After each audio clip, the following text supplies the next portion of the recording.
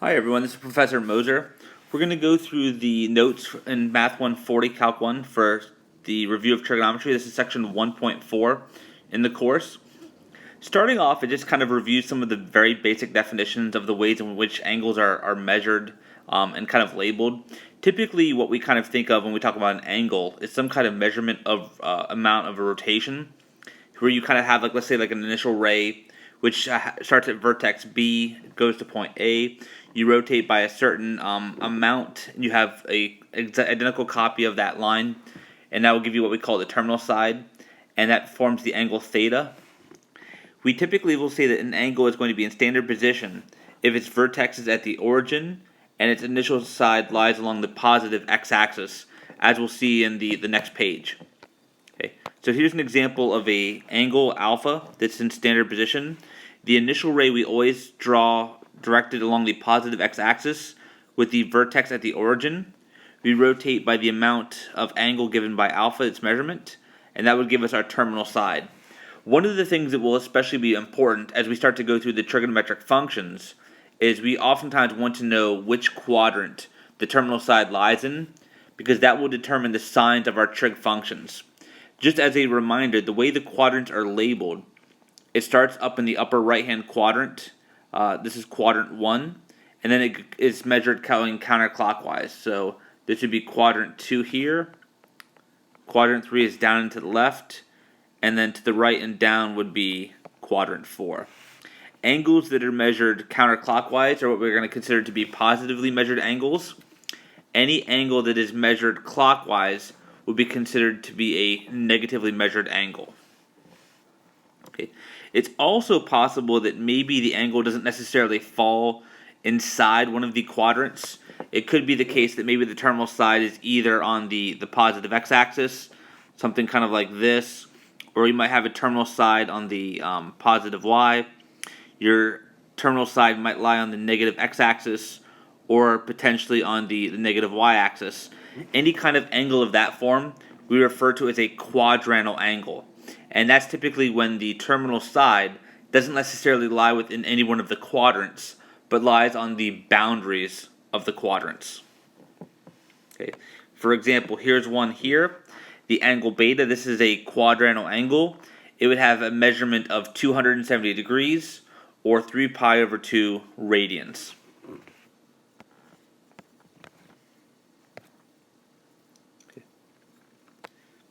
One of the ways, which is probably the most common in pre-calculus to measure angles, is using degrees. The fundamental unit of a degree is based off of one complete revolution, which would be 360 degrees. With that as the definition, you can talk about some special types of angles. An acute angle would be any angle whose measurement is between 0 and 90. A right angle is any angle that measures 90 degrees. Typically, right angles are denoted with like a hard little corner, as opposed to a soft rounded curve that we would use for other angle markers. An obtuse angle would be any angle that measures more than 90 but less than 180. And a straight angle, which would be half of one revolution, would measure 180 degrees. So degrees are pretty familiar, I think, to most people. They're the ones that really occur quite frequently in pre-calculus. But within calculus and the applied sciences, the unit of measurement that we typically want to use for angles is going to be the radian measure of an angle. Okay. To define the radian measure of an angle, what we're going to do is start with a circle of radius r. 1 radian is the measure of the central angle of a circle that intercepts an equal length arc as what the radius of the circle is. And we'll see that in the figure that follows. So for example, let's suppose we start with our initial ray. This is the initial ray right here. This is a circle of radius r. So you can see clearly that the radius of the circle is this distance here. What we then begin to do is we rotate an identical copy of that initial ray like this until the intercepted arc length that's formed is equal to the distance and the length of that radius. If we do that, then the angle theta that we form would be referred to as 1 radian. Okay. To calculate radian measure of an angle, it can be found by simply taking the length of the intercepted arc and dividing it by the radius of the circle. Here, for example, would be an angle that measures 3 radians. The initial ray is rotated until you have a distance of 3 times the radius. And so the angle would be 3 radians.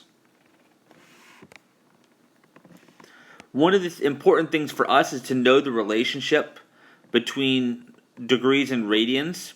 And that's going to be that pi radians is equal to 180 degrees. And this gives us a conversion factor to convert back and forth from radian measure to degree measure. For example, if you start with degrees, and if you want to convert to radians, what you would do is multiply the degrees by pi over 180.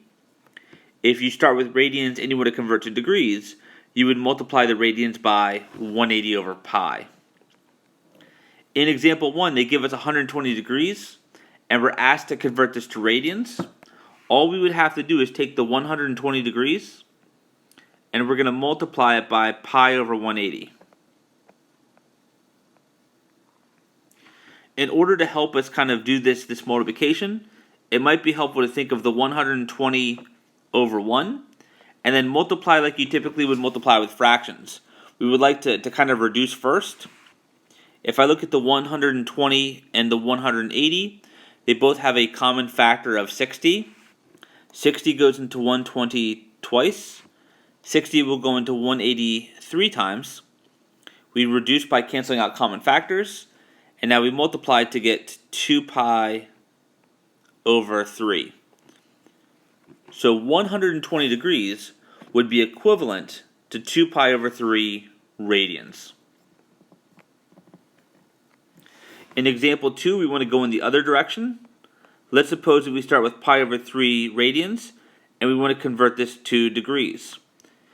To go from radians to degrees, we want to multiply by now 180 over pi.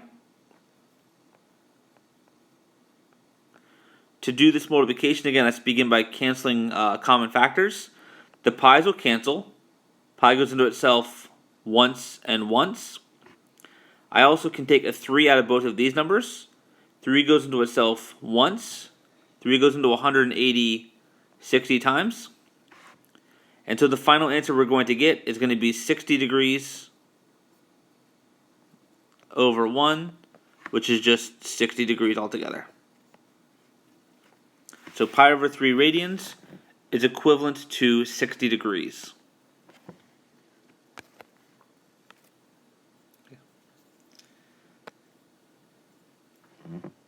Now that we know how to measure angles, we want to begin to jump into the 6 trigonometric functions. They are typically defined initially as being ratios of sides of a right triangle. Let's suppose that we start with an acute angle theta within a right triangle. With respect to that acute angle, the 3 sides can be labeled as follows. The side opposite the right angle is always going to be the hypotenuse. So here's my right angle. This side that's opposite it is going to be your hypotenuse. The other side along with the hypotenuse that helps to form the acute angle theta is referred to as the adjacent side. And the side that has no say and no formation with the angle theta, the one that's kind of across and opposite of it, is referred to as the opposite side. If we form the different ratios of these 3 sides, there's 6 different possibilities, and these create these 6 different possible trig functions. They are the sine of theta, the cosine of theta, the tangent of theta, the cosecant of theta, the secant of theta, and also the cotangent of theta. Typically, the ones that are the most popular amongst the bunch are the sine, cosine, and tangent, but in our class we will also exclusively work with cosecant, secant, and cotangent as well, so we will get usage out of all 6 of these trigonometric functions. In order to kind of memorize the side definitions, especially for sine, cosine, and tangent, a lot of people kind of use the mnemonic device SOHCAHTOA.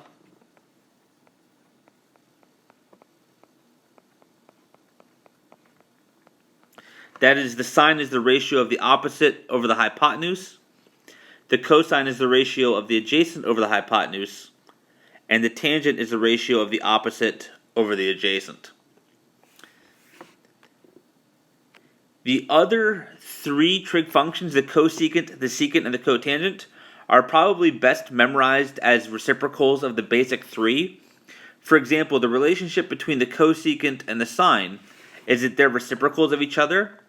So whereas the sine is the opposite over the hypotenuse, the cosecant will be the hypotenuse over the opposite.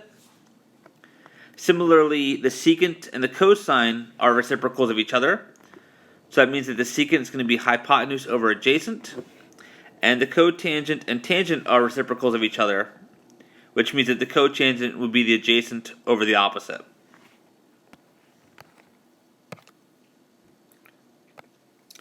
We also have an equivalent definition of the six trig functions where theta is any angle whatsoever. And typically this is done by assigning any point on the terminal side of your angle of rotation. Let's call that terminal point x comma y. We can form a right triangle using that terminal point by simply taking and connecting that terminal point on your terminal side of your ray. You connect it first of all via the origin, and then the next step is you then connect it to the x-axis so that the line intercepts the x-axis perpendicularly. This will form a right triangle, and we can again kind of use the idea of our side definitions to form the six trig functions here. The r value that you get will always be positive because it's a distance from the point to the origin. So if you remember the old school distance formula from pre-calculus, you apply that distance formula to the origin as 0.1. Your second point is going to be the terminal point randomly called x comma y, and that distance will be given by the square root of x squared plus y squared, which is the r value, which is the hypotenuse of this right triangle. The adjacent side, as it turns out, will be the x coordinate, and the opposite side will be the y coordinate, including the sine. And this typically gives us what's referred to as the XYR definitions of the six trig functions. The sine of theta is y over r, the cosine of theta is x over r, and the tangent of theta is y over x, where x cannot be equal to 0. And in that same kind of reciprocal manner, we get that the cosecant, which is reciprocal sine, is going to be r over y, the secant of theta is going to be r over x, and the cotangent of theta is going to be x over y. So this is another common kind of definition that goes along with this. One thing that we'll see in a moment is that amongst all of the kind of circular definitions you can have here, most people prefer to use the unit circle in particular, which is the viewpoint that I will typically discuss in class moving forward. And this is the circle where r is equal to 1. And in the case when r equals to 1, when you have a point that's on the unit circle, these equations simplify pretty dramatically. This will then simplify to just y over 1, which is y. This formula would simplify to x over 1, which is just x. Tangent would stay the same. And then, of course, you get the same kind of reciprocal ideas for these. And when you see the unit circle, what makes this so convenient is that essentially, when you look at your random points x comma y, what we see is that the x-coordinate will be equivalent to the cosine of the angle, and the y-coordinate will be equivalent to the sine of the angle. And so in that regard, if you have the unit circle, you can just simply look at the ordered pairs and see that the first value would be the cosine, the second value would be the sine. And the good news is, as long as you know the value for the cosine and the sine, you can get the value for the other four trig functions simply by using some of the basic trigonometric identities. And that's what we're going to kind of look at next. So from these definitions of the six trig functions, there's a lot of special identities that follow that we will be using from time to time throughout our class.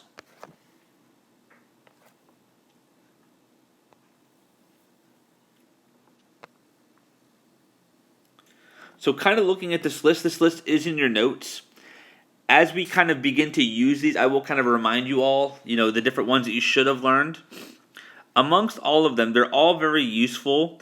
This semester, the ones that you will probably see that'll pop up the most often will certainly be the reciprocal identities, the quotient identities, the Pythagorean identities, and the even and odd identities are the ones that we will probably be using, the most. For those of you that go on and plan on taking Calculus 2, in that class, the power reducing formulas also kind of play a major role and become very important later on down the road. The reciprocal identities kind of highlight some of the things we just saw a moment ago. The first one just kind of shows you the reciprocal nature between sine and cosecant. Likewise, cosine and secant are reciprocals, and tangent and cotangent are reciprocals as well. And of course, these are the companion identities, vice versa. We also have the quotient identities. These are fantastic because they are able to relate the values of the tangent and the cotangent back to just that of sine and cosine. For example, the tangent of x is equal to the sine of x over the cosine of x, and the cotangent of x is equal to the cosine of x over the sine of x. We then have the Pythagorean identities.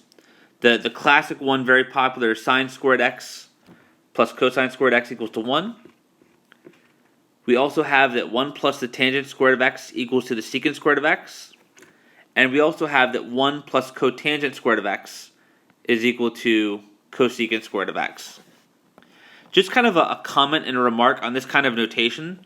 When we write something like, for example, sine squared of x, what this really means is to take the value of the sine of x and square that.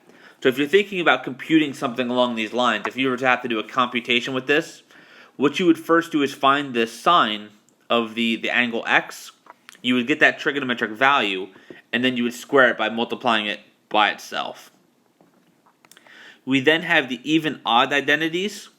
These are things that we talked about just at the very end of section 1.3, what it means for a function to be even and what it means for a function to be odd. As it turns out, the cosine and the secant are going to be even functions, and the other four, namely the sine, the cosecant, the tangent, and the cotangent, those are going to be odd functions. And those are displayed in this next series of identities. And then there's some other ones that are kind of listed here. I'm just going to kind of leave them up to you to kind of look over. As needed, I'll refresh you and kind of remind you, but they won't play as major of a role in Calculus 1, but they're hopefully things that you've all had some time with and experienced in the past, and maybe they kind of jog your memory and you do kind of remember them. Another kind of popular formula, which is kind of a generalization of the Pythagorean theorem, is the law of cosines. You might recall that the Pythagorean theorem is only valid for right triangles, whereas the law of cosines is valid for any triangle.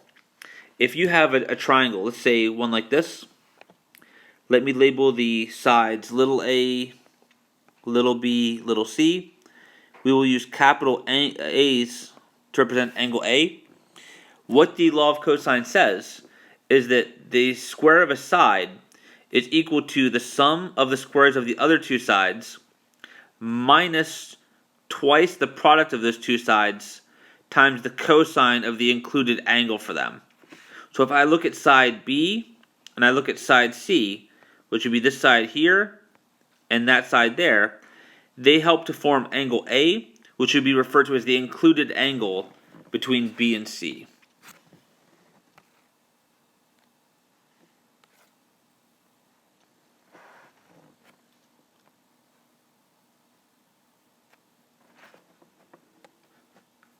One of the most fundamental topics that we will need to be able to do, especially as it comes to the trigonometric functions, is to be able to find their exact values. It's not going to be sufficient just to plug something in. In our class, especially in Calc 1, it's going to be very important that if I ask you, let's say, what is the sine of pi over 3, that you should be able to rattle off immediately what that answer is going to be. So the common trig values, it's going to be especially important that we know how to evaluate them.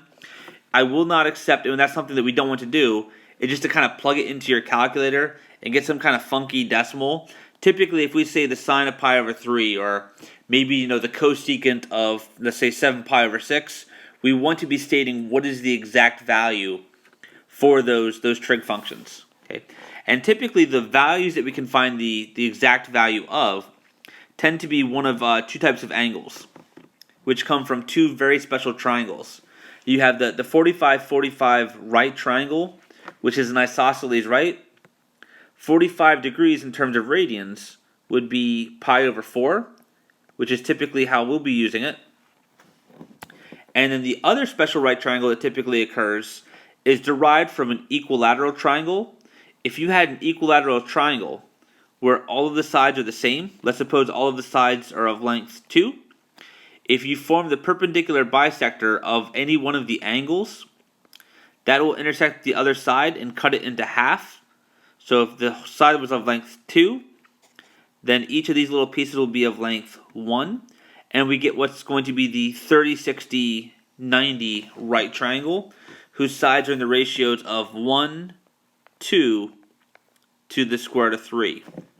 If we form the different values for these, and by the way too, the angles that typically we will be working with, 30 degrees is equivalent to pi over 6 radians, and 60 degrees is equivalent to pi over 3 radians.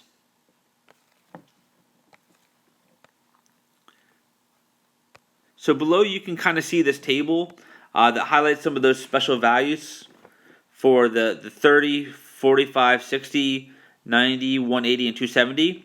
So all of those 3 special angles I talked about are listed, as well as some of those quadrantal angles, the 0 degrees, the 90 degrees, 180, and 270.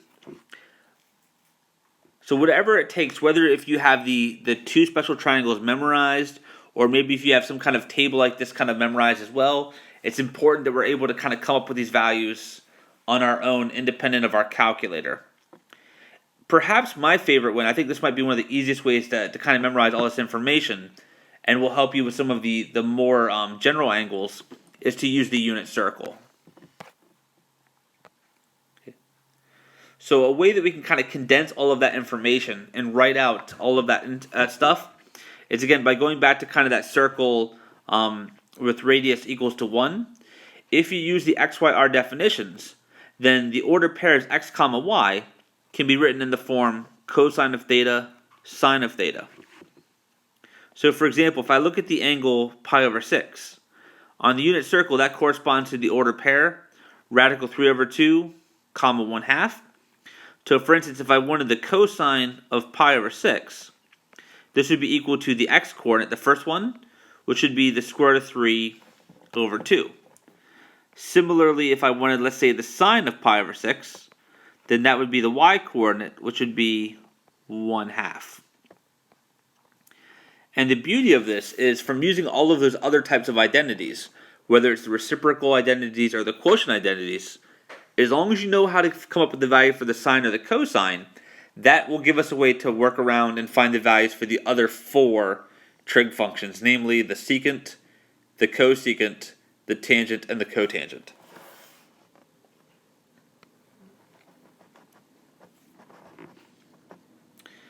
For example, in number 1, they want us to find the sine, the cosine, and the tangent of pi over 3. So if I have my unit circle memorized, I know that pi over 3 would be this angle here in the first quadrant. If I look at the value for the sine should be the y-coordinate, which is your radical 3 over 2. So the sine of pi over 3 should be radical 3 over 2. The cosine should be the x-coordinate of that point. Therefore, the cosine of pi over 3 is going to be 1/2. And they also ask us for the tangent of pi over 3. In order to find the tangent of pi over 3, what we're going to do is we're going to appeal to that quotient identity from the earlier section that said that the tangent of theta is equal to the sine of theta over the cosine of theta. Therefore, if I want the tangent of pi over 3, all I need to do is take the sine of pi over 3 and divide it by the cosine of pi over 3. And we are able to come up with each one of those because eventually you'll have those points on the unit circle memorized. From what we just did in this problem, we know that the sine of pi over 3, that is the radical 3 over 2. The cosine of pi over 3 is 1/2. And so the tangent of pi over 3 is going to be radical 3 over 2 divided by 1/2. To work this out, we're dividing fractions. Just do your good old school keep, change, flip. These two cancel. And we get that value works out to be the square root of 3. So the tangent of pi over 3 is going to be equal to the square root of 3.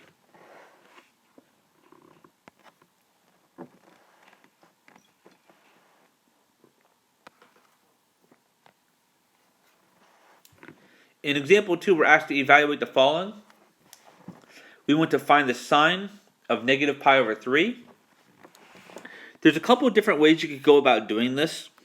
First of all, if you deal with an angle that's not in the standard range, meaning if it's not between, let's say, like 0 and 2 pi in radians, you might want to begin by finding a coterminal angle that is. An easier way for this one, however, instead of doing that, is you can use the odd identity for the sine function. Because the sine is odd, what that means is the sine of negative theta is going to be equal to the negative of the sine of theta. Therefore, this is going to be equal to the negative of the sine of positive pi over 3. And from the previous problem, we just worked that value out. We know the sine of pi over 3 is radical 3 over 2. And therefore, the final answer to this problem should be negative square root of 3 over 2. For those of you that are kind of visually inclined in nature, you can kind of see what this would look like in terms of the unit circle. Obviously, an angle of pi over 3 would be this amount of rotation right here. This is your pi over 3 angle. And that would give us that ordered pair we saw it before, 1/2 comma the square root of 3 over 2. If you remember, a negative angle means a clockwise rotation. So instead of measuring this direction pi over 3 radians, if we went the other direction, this would be negative pi over 3. And what you would simply see is that it would be kind of like the mirror image, but the reflection across the x-axis. So this particular point that corresponds to negative pi over 3 radians would have coordinates 1/2 comma negative square root of 3 over 2. And just as we saw before, the sine of that angle is going to be the second coordinate, which is the y. So either way you slice it, the sine of negative pi over 3 should be negative square root of 3 over 2.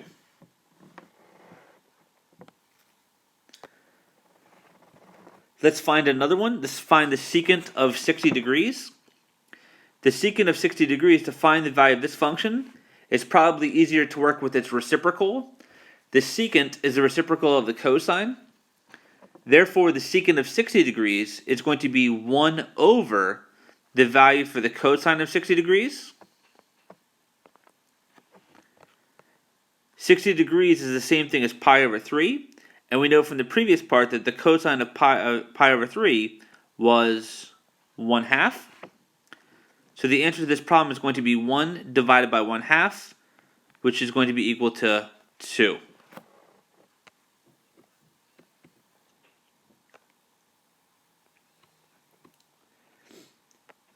For those of you that have seen the entire full-blown unit circle that covers all of the angles that also are included in quadrants 2, 3, and 4, you can kind of condense all of the unit circle to just the knowledge of the first quadrant, along with two other concepts, namely the concept of a reference angle, as well as the sign of the trig functions within the different quadrants.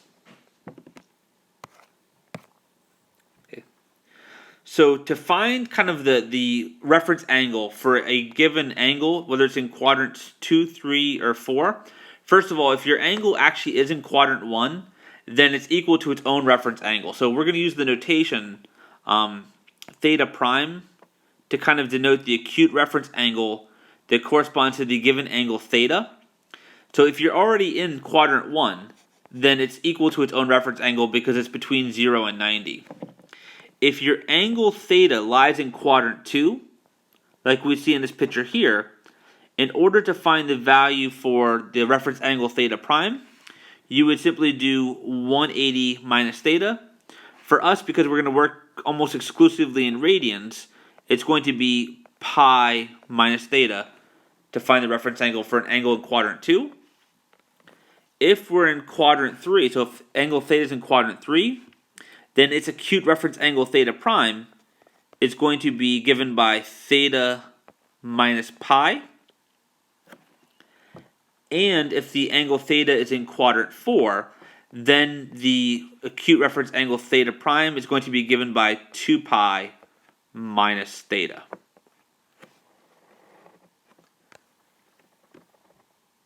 So these are how we compute the reference angles for quadrants 2, 3, and 4. The other thing, in addition to the acute angle theta prime, and what that typically will do for you, is it will relate one of your angles in quadrants 2, 3, and 4 back to kind of like their first quadrant relatives, namely like your pi over 6, your pi over 4, and your pi over 3, the ones whose value is known. And then the only thing that would be left to do is, once you kind of know what it's the relative of, would be to take that value and attach the appropriate sign. And that's where another mnemonic device kind of comes in. In order to kind of memorize the signs of the trig functions within each of the quadrants, some people kind of use the mnemonic device, all students take calculus. So starting in the quadrant 1 and kind of going in order, all means that all of the trig functions are positive in quadrant 1. In quadrant 2, the student, so that's S. So in quadrant 2, the sine and its reciprocal, which would be the cosecant, those functions are going to be positive in quadrant 2. By default, the other 4 functions, namely the cosine, the secant, the tangent, and the cotangent, those would all be negative in quadrant 2. All students take. In quadrant 3, the tangent and its reciprocal, which is the cotangent, are going to be positive functions. And then by default, the other 4, namely the sine, the cosecant, the cosine, and the secant, are going to be negative in quadrant 3. And then lastly, in quadrant 4, all students take calculus. C stands for cosine. So in quadrant 4, the cosine and its reciprocal, which is the secant, those are going to be positive in quadrant 4. And then by default, the other 4 trig functions, namely the sine, cosecant, tangent, and cotangent, would be negative in quadrant 4.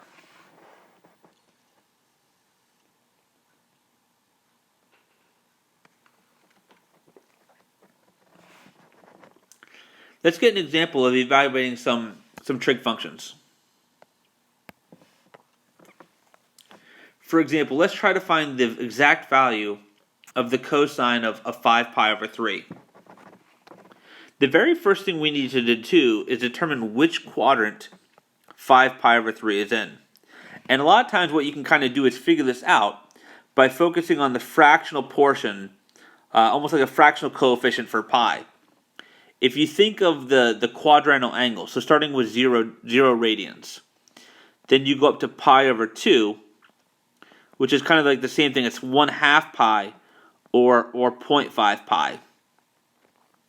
Over here, this would be the angle pi, which is the same thing as like 1 pi. This angle here is 3 pi over 2, or you can think of it as like 1.75 pi. Excuse me, that's not right. 3 over 2 is 1.5, sorry. So this would be like 1.5 pi. And then if you make one complete revolution in radians, that would be 2 pi. So something like 5 pi over 3, if you think of like the fraction 5/3, that would be like your good old like 1.6666 repeating. And 1.66 is certainly going to be what? More than 1.5, but yet less than 2. And so that logic would tell us that this is going to be an angle that's going to be in quadrant 4. Once you know which quadrant the angle is in, the very next step would be to calculate the reference angle. Reference angle for an angle in quadrant 4 is going to be given by 2 pi minus theta. So the reference angle in this case is going to be 2 pi minus 5 pi over 3. If you get a common denominator and work that out, 2 pi over 1, it would be a common denominator of 6 pi over 3 minus 5 pi over 3, which would give us pi over 3. So the acute reference angle for 5 pi over 3 is going to be pi over 3. What we will then do is we're going to now find the cosine, because that's the function we're working with. let's find the cosine of pi over 3. That should be a value that you have memorized. You should be able to say immediately right off the top of your head, we know that the cosine of pi over 3 is going to be 1/2. Therefore, kind of putting it all together, what we know right now is that the value then for the cosine of 5 pi over 3 is going to be 1/2 up to the sine. So it's going to be a half, but it might be a positive half or it might be a negative half. In order to figure out whether it's positive or negative, what we now need to do is go back to that mnemonic device, the all students take calculus. Because we're working with an angle that's in quadrant 4, we know that in quadrant 4, both the cosine and the secant are positive there. Therefore, the value we want to use is going to be the positive of that 1/2. So there's our answer. The cosine of 5 pi over 3 is going to be positive 1/2.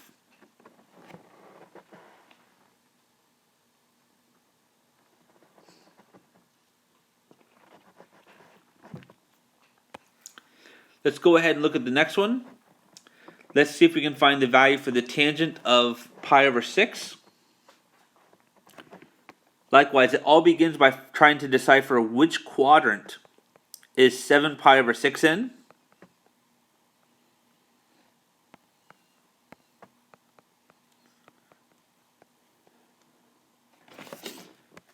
So if I look at kind of like the fractional part, that 7/6, 7/6 is going to be, if I have my calculator,